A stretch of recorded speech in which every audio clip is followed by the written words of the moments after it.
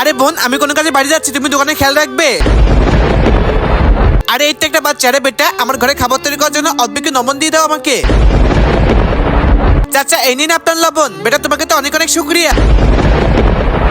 আরে বোন তো দোকানে বসে আছে। আরে এই ডিব্বাটা বাইরে কেন?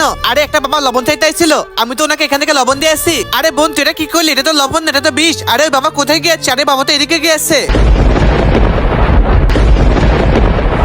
এই তো খাবার তো প্রস্তুত হয়ে গেছে। আল্লাহ, এই খাবারে তোমার রহমত দান করো। আল্লাহ, খাবারে তোমার রহমত দান করো। এবার আমি খাওয়া শুরু করি। একদম তো পেট ভরে খাবো। বিসমিল্লাহির রহমানির রহিম।